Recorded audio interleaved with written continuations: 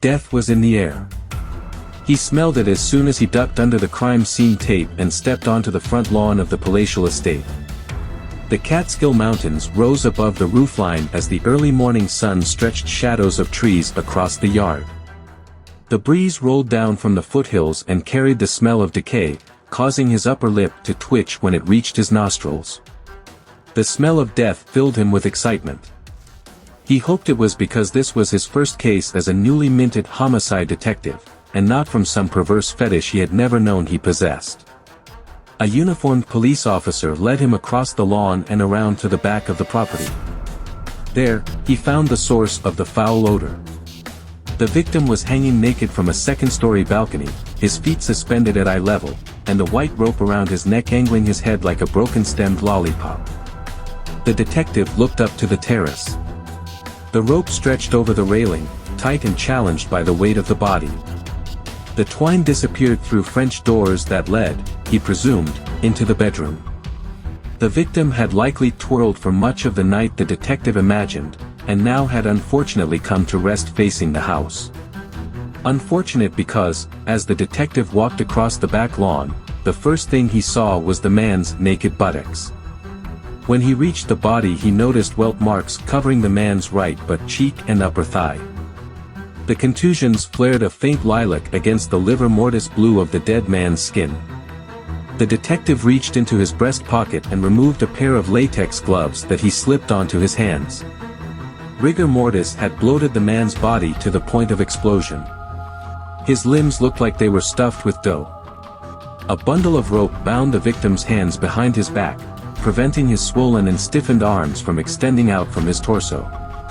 Cut this rope, the detective imagined, and this guy would unfold like a scarecrow. He gestured for the crime scene photographer, who waited at the periphery of the lawn. "Go ahead." "Yes, sir," the photographer said. The crime scene unit had already been through the property, taking photos and video to log everything at the crime scene as the before evidence. This second time through would be after the detective had his initial look. The photographer raised his camera and peered through the viewfinder. "So what's the initial thought here?" the photographer asked as the camera's shutter clicked redundantly as he snapped a series of photos. "Someone tied this guy up and threw him over the balcony?" The detective looked up to the second story. "Maybe. Or he tied himself up and jumped." The photographer stopped shooting and slowly took his face away from the camera. "Happens more than you'd think," the detective said. "That way, if they have second thoughts, they can't save themselves." The detective pointed at the dead man's face. "Get some clicks of that gag in his mouth." The photographer squinted as he walked around to the front of the body and looked at the dead man's mouth. "Is that a ball gag? Like S&M stuff?" It would certainly go hand in hand with the whip marks on his ass. "I'm heading upstairs to see what's holding this guy in place."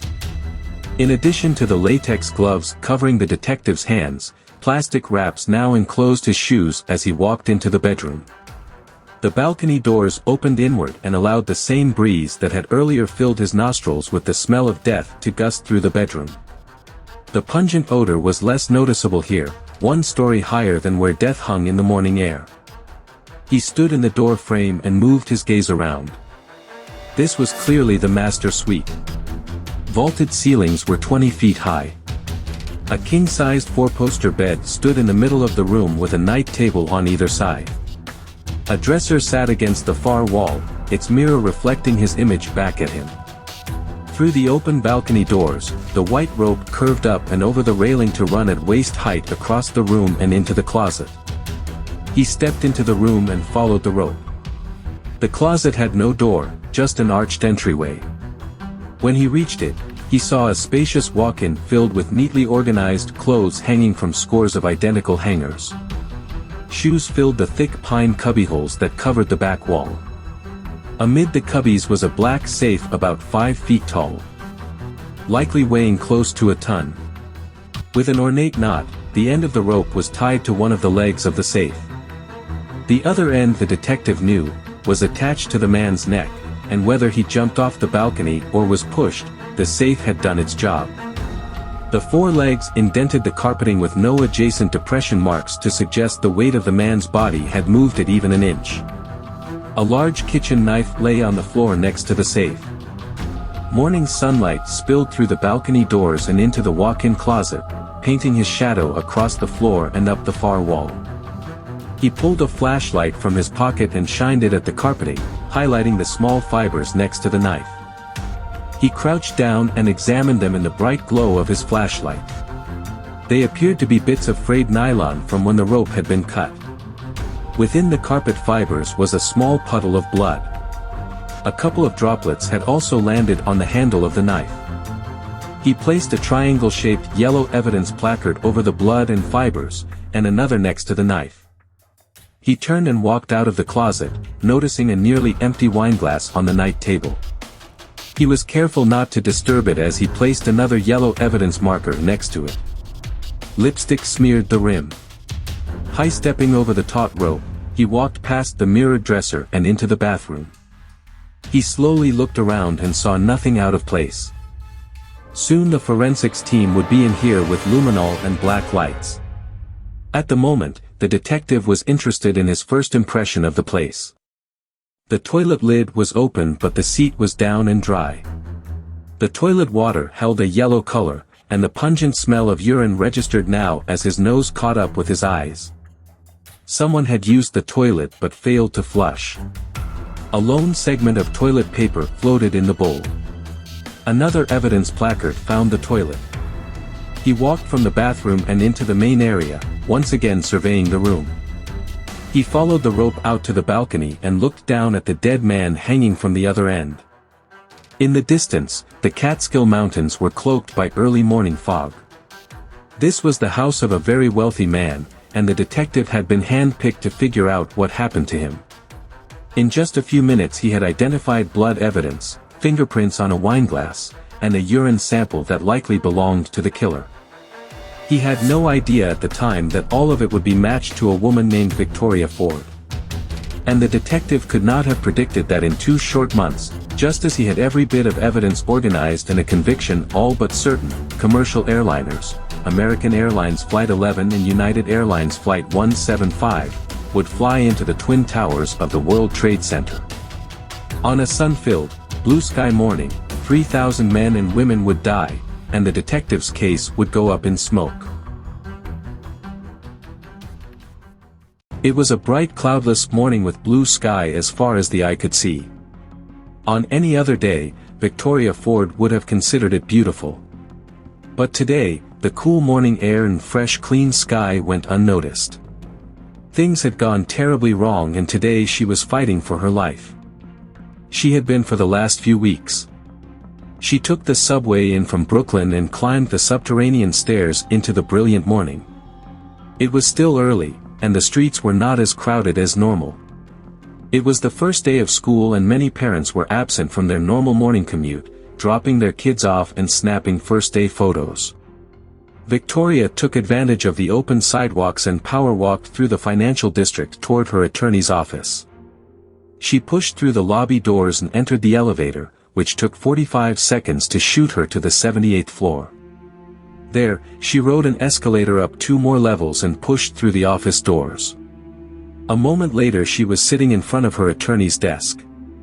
"Straight talk, Roman Manchester," said as soon as Victoria sat down. "That's the only way I deliver news." Victoria nodded. Roman Manchester was one of the best-known defense attorneys in the country. He was also one of the most expensive. But Victoria had decided now that things had gone to hell, that Manchester was her best option. Tall, with a thick head of dark hair. Victoria had a surreal moment as she stared at the man now and remembered the many times she'd seen him on television, either answering questions from reporters or staging a press conference to proclaim his client's innocence. Her name would soon be in the same category as the other men and women Roman Manchester had defended. But if it meant that she would avoid conviction and prison, Victoria was okay with that. She knew from the start that it would be that way. "The DA reached out to me yesterday to let me know they've convened a grand jury." "What does that mean?" Victoria asked. "Shortly, likely this week, they will present to a jury of 23 private citizens all the evidence they have against you. I'm not allowed to be present, and the proceedings are not open to the public.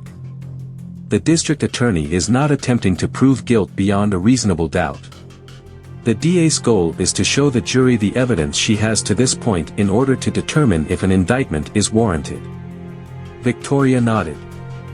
You and I have covered this before, but I'll give you a quick overview of the case against you. The physical evidence is substantial. Your fingerprints, DNA via blood evidence, and urine were found at the scene. All of this appears to be unchallengeable because they crossed their T's and dotted their I's with search warrants. The rope around the victim's neck matched rope the investigators recovered from your car.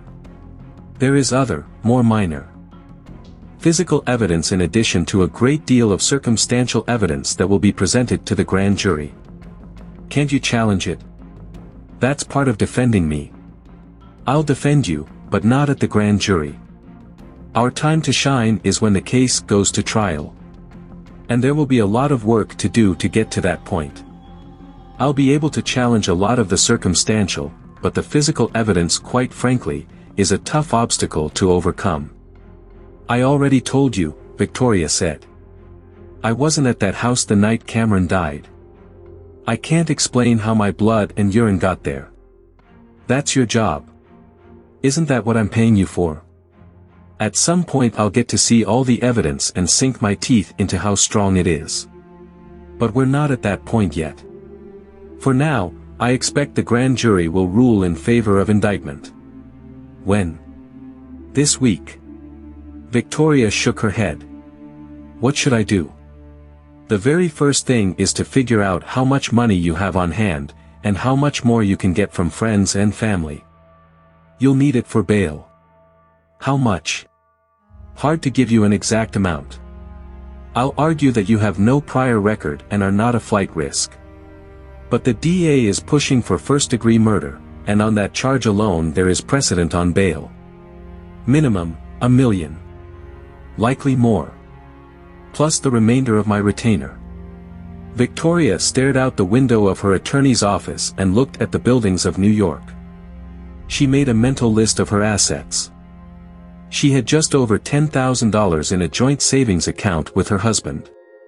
Her investments would wring out another $80,000, although she'd likely have to fight her husband tooth and nail for every penny since the account was in both their names. They hadn't spoken since the details of her affair came out during the investigation, which she knew was inevitable. The media had salivated over every dirty detail, spreading them far and wide. Her husband had moved out soon after. She could borrow against her 401k, where another $100,000 resided. The equity in their home might yield 5 figures. Even with all that, she'd still be well short. She could ask her parents and sister, but Victoria knew that wouldn't get her far. Victoria's best friend had all the money in the world, and $1 million would not be a stretch for Natalie Ratcliffe. It was Victoria's only option. The weight of the situation drooped her shoulders and brought tears to her eyes. Things were not meant to play out like this. Just a short couple of months ago, she and Cameron were happy. They were planning a future together. But then everything changed. The pregnancy and the abortion and everything that followed. The jealousy and the hate. It had all come so quickly that Victoria barely had time to digest it. And now she was in the middle of a nightmare with no way out. She pulled her gaze from the window and looked at her attorney. What happens if I can't come up with the money? Roman Manchester pursed his lips, picked up his coffee mug, and took a slow sip before carefully placing it back on his desk. I think you should find a way to secure the money, let's leave it at that. It will be much easier to mount a viable defense if you are not in jail prior to trial. Not impossible, just easier. Victoria's mind buzzed. An actual, audible vibration. She imagined it was the neurons of her brain attempting to grasp the gravity of the moment, until she realized it was something else. The vibration was real, a growing flutter that rattled her chair and shook the desk. The sound that accompanied it changed from a far-off buzz to a screaming whine. Suddenly, an object streaked through her peripheral vision but was gone before she could bring her gaze to the window. Then, her attorney's office rocked and swayed. Pictures fell from the wall and glass shattered just as the concussion of an explosion filled her ears. The lights flickered and the ceiling tiles rained down on her. Outside the windows, the blue sky that had been visible just a moment before was gone. In its place was a wall of black smoke that erased the brilliant morning sun. That same dark smolder spiraled through the vents as an ominous odor filled her nostrils. She recognized the scent but couldn't immediately place it. It wasn't exactly the same, but the closest she came was that it smelled like gasoline.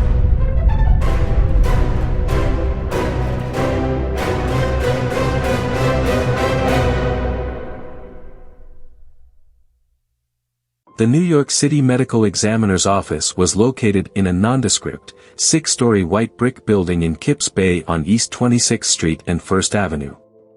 If offices had occupied the top 2 floors, they would have offered views of the East River and the north end of Brooklyn. But the upper floors were not meant for the scientists and doctors who roamed the building. They were instead reserved for water and air purification systems. The circulated air within the world's largest crime lab was clean, pure, and dry. Very, very dry. Humidity was bad for DNA, and DNA extraction was one of the crime lab's fortes. In the cold, damp basement was the bone processing laboratory. A technician opened the airtight seal of the cryo tank, releasing liquid nitrogen fog into the air. A triple layer of latex gloves protected the technician's hands. His face was safe behind a plastic shield. He reached into the tank with a pair of forceps and lifted the test tube from the fog. It was filled with white powder that had minutes earlier been a small bone fragment specimen. The liquid nitrogen had been used to freeze the bone, and then the frozen specimen was shaken violently in the bulletproof test tube. The result was total pulverization of the original bone sample into a fine powder. The technique allowed scientists to access the innermost portion of the bone, which made the chance of extracting usable DNA more likely. The concept was remarkably simple and had been developed based on 2 of the basic concepts of physics, the law of motion and thermodynamics. If an apple were thrown at a wall, it would break into many pieces. But if the same apple were frozen solid by liquid nitrogen and then hurled at the wall, it would shatter into millions of pieces. When it came to extracting DNA from bone, the more pieces the bone could be broken into, the better. The finer the powder, better still. The tech placed the test tube into a rack with a dozen others containing pulverized bone. With the nitrogen fog still spiraling from the latest tube, he dipped a titrating syringe into a beaker of fluid, drew 10 cc's into the chamber, and added the extraction products to the pulverized bone. The next day, instead of bone powder, a pink liquid would fill the tubes. It was from this liquid that a genetic code would be procured, a sequence of 23 numbers unique to every human on the planet. Their DNA profile. In the room next to the bone processing lab, a continuous bank of computers lined all 4 walls. It was here where scientists took the DNA profiles generated from the original bone fragments and attempted to match them to profiles stored in the Combined DNA Index System databank known as CODIS. But this was not the national databank the FBI utilized to match DNA profiles gathered from crime scenes to previously convicted criminals. The databank searched here was a standalone archive of DNA profiles provided by the families of 9/11 victims who were never identified after the towers fell. Greg Norton had worked at the office of the chief medical examiner for 3 years. Most of those years were spent in the computer lab. Each morning he was met with a stack of DNA profiles recently sequenced from bone fragments that had been collected from the rubble of the Twin Towers. He entered each sequence into the CODIS databank and searched for matches. In 3 years of employment he had never made a single match. But this morning, just as he sat down with his second cup of coffee and pecked away at the keyboard, a green indicator light blinked at the bottom of the screen. Green. A red light meant no matches had been found on sequences entered, and Greg had become so accustomed to misses that the red light was all he ever expected. He'd never seen a green indicator light during his tenure at the OCME. He clicked on the icon and 2 DNA profiles popped up onto the monitor, white numbers against a black background. They were identical. "Hey, boss," he said in a careful tone, keeping his eye on the set of 23 numbers in front of him to make sure they didn't change. "What's up?" Dr. Trudeau asked as he worked his fingers over a keyboard on the other side of the room.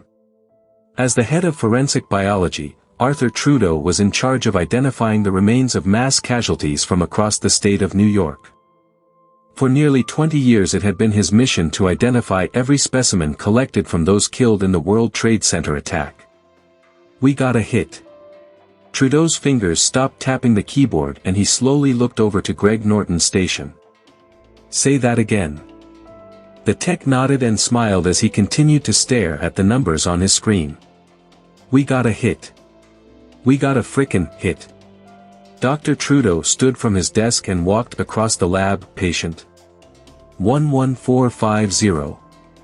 Trudeau walked to a standing computer station, pulled the keyboard toward him, and typed the numbers. "Who is it?" Greg asked. Other technicians had heard the news of a confirmed identification and gathered around. Trudeau stared at the monitor and the small hourglass that spun as the computer searched. Finally, a name appeared on the screen. "Victoria Ford," he said.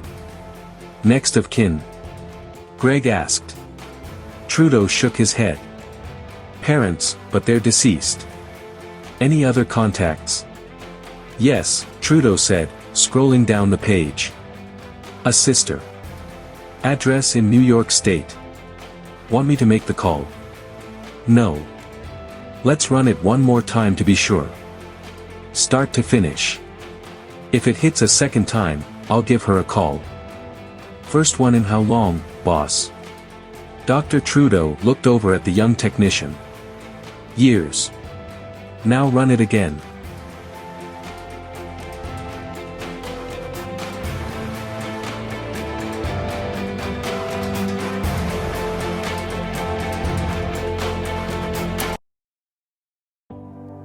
Avery Mason was not looking for fame. With a graveyard of secrets in her past, fame was the last thing she needed. Still, she had found it. Whether this had been by accident or with intent was a question that only counseling could answer. It would require a deep dive into her tumultuous upbringing, an examination of her complicated relationship with her father, and some honest soul-searching and self-reflection, none of which Avery had time for. Because however it came to be, what Avery knew for certain about fame was that it arrived like a colossal wave rolling toward shore. You either rode it, or let it drown you. She chose to ride it, and in spectacular fashion. Avery Mason was 32 years old and the youngest woman to ever anchor American Events, the most popular primetime news magazine program on television. Her ascension to the top of the ratings was improbable, statistically unheard of, and something Avery never expected. Mac Carter had been the long-running and popular host of American Events.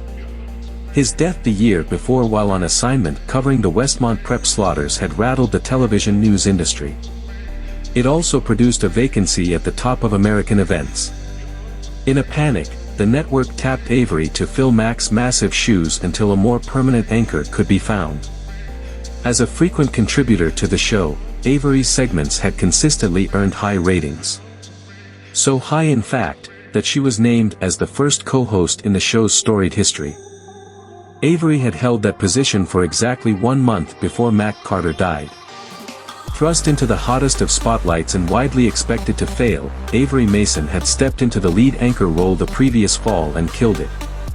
American Events not only stayed at the top of the ratings, but the audience grew by 20%. Critics explained away her success as a fluke of morbid curiosity. People tuned in, the critics argued, to see how this inexperienced woman would handle the crushing pressure of replacing one of America's most beloved anchors on television's longest-running news program.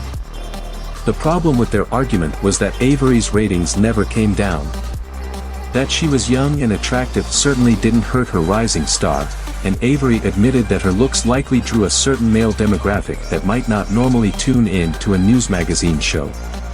But her looks were not the source of her success. It was her talent, her charisma, and the content of her show that kept the ratings sky high. The abundance of press hadn't hurt either.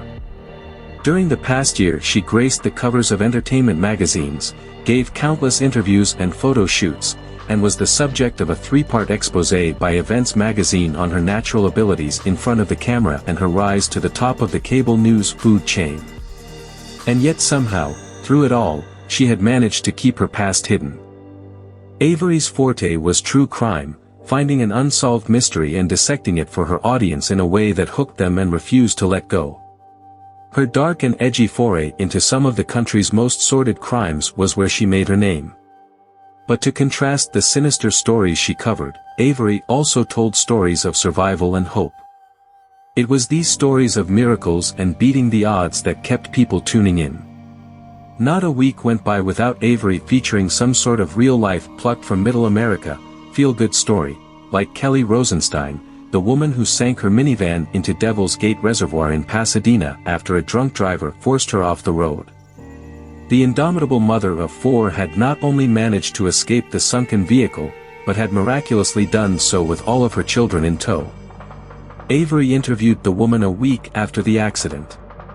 With as many as 600 people dying each year in the United States due to a submerged vehicle, how had this soccer mom managed to escape? It was simple. Years earlier Mac Carter had demonstrated the best way to escape a car after it sank to the bottom of a lake. Kelly Rosenstein had watched the episode and remembered what she saw.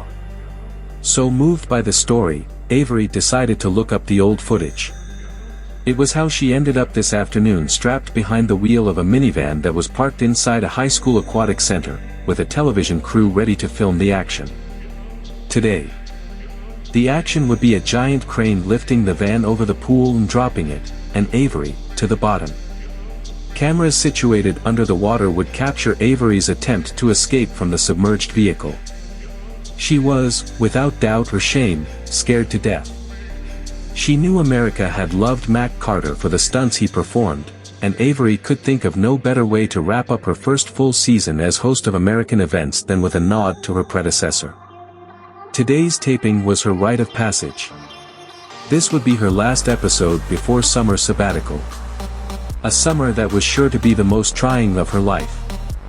She was following a lead out of New York that she thought had potential. The remains of a woman killed in the 9/11 World Trade Center attacks had just been identified using promising new DNA technology, and Avery wanted the chance to tell the story. If she made it through today's stunt, she was off to New York to chase some leads. At least that was her story. She thought it was the perfect cover.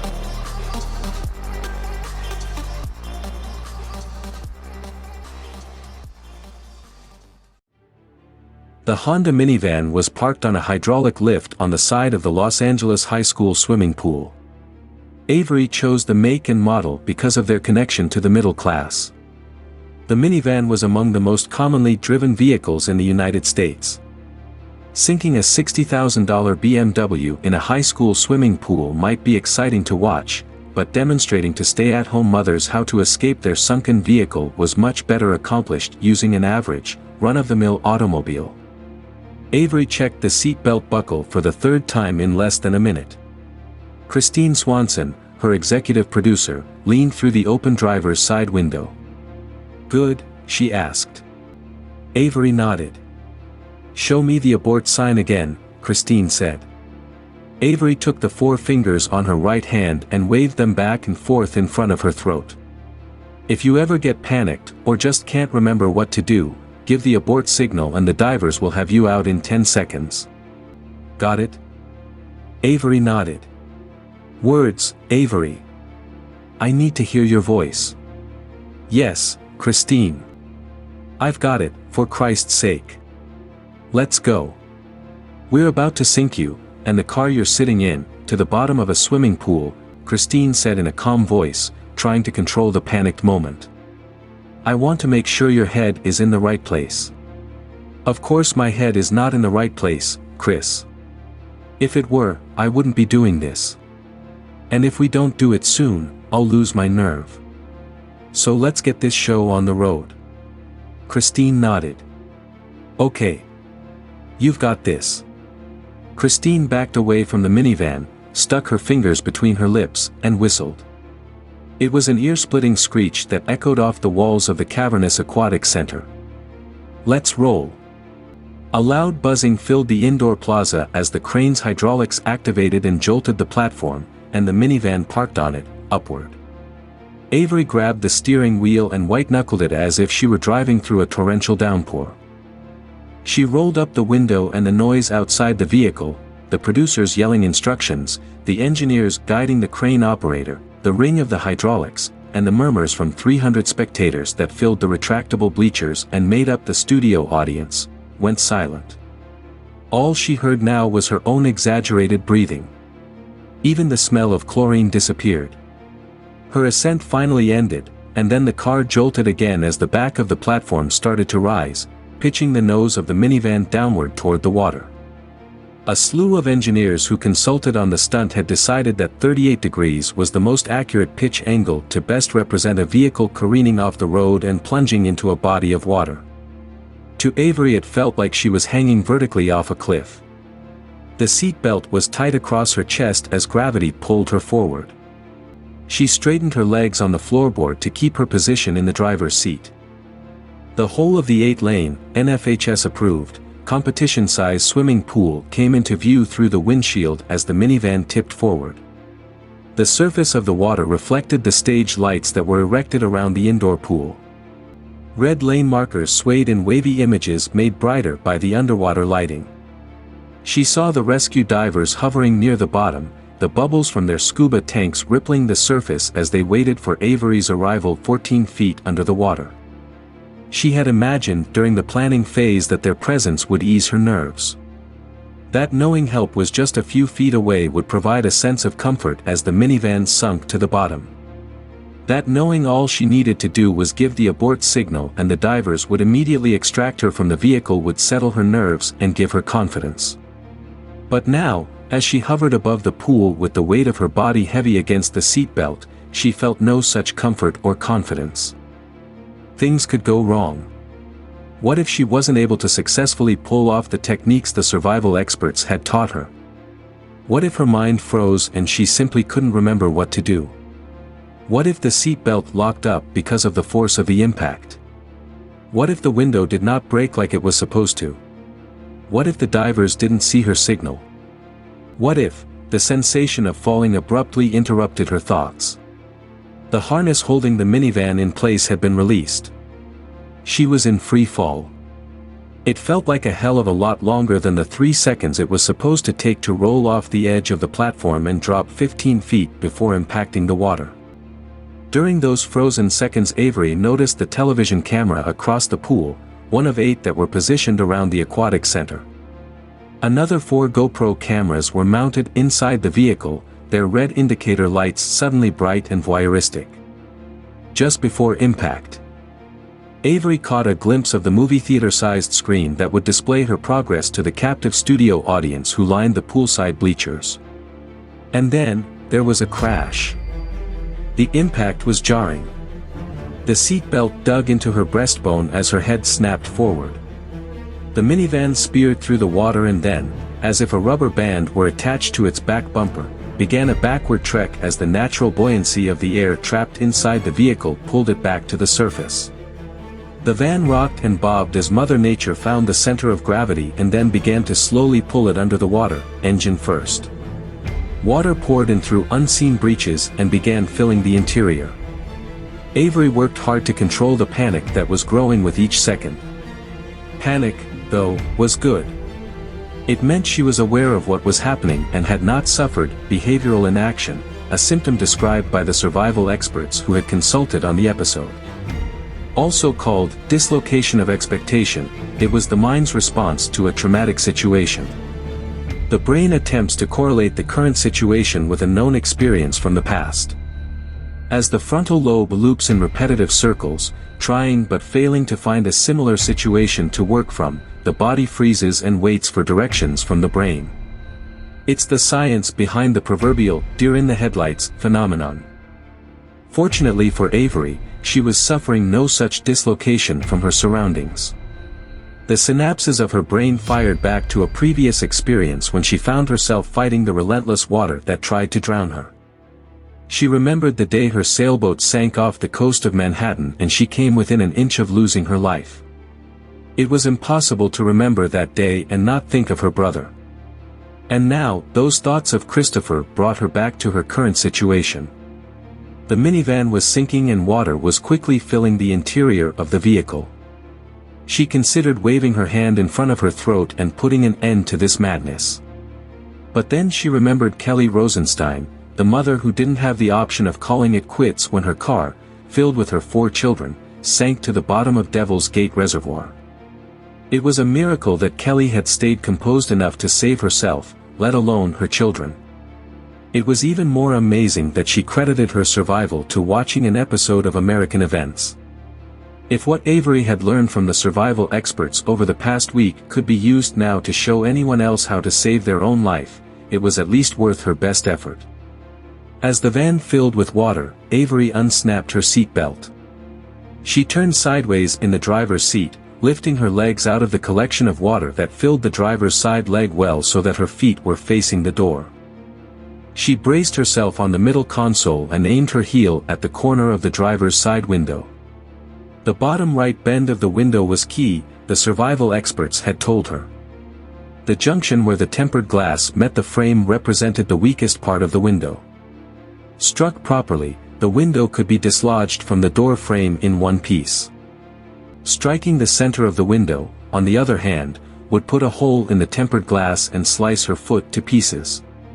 Opening the door would be impossible, as already the water had crawled halfway up the window and the external pressure would be too great. Avery bent her leg, bringing her knee toward her face, grabbed the steering wheel with her right hand and the driver's side headrest with her left, and kicked the corner of the window. She closed her eyes on impact and waited for water to pour through the opening. When nothing happened, she opened her eyes. The kick had done nothing. The van sunk lower in the pool, with the waterline now bouncing above the driver's side window. She closed her eyes and kicked again. This time a spiderweb fracture twisted from the corner of the window. Sensing the lenses all around her, from the GoPro cameras mounted inside the van to the underwater cameras positioned in the pool and focused on her, she pulled her leg back one more time and kicked with all her strength. Immediately she felt the rush of water. It was colder than she imagined and the force of it was so great that it was over her head in an instant. More panic followed when she realized she'd forgotten the survival experts' instructions to take a deep breath first, before kicking the window, as the intrusive water would come fast and furious, preventing her from taking a good lungful of air before it was over her head. They were correct. Not only had she forgotten to fill her lungs with air before the water had found her, but the 3 kicks it took to blow out the window had exhausted her. She desperately needed a breath. A frantic moment followed before she looked around. It was peacefully quiet under the water, and her vision was less blurred than she imagined. She forced herself to calm down.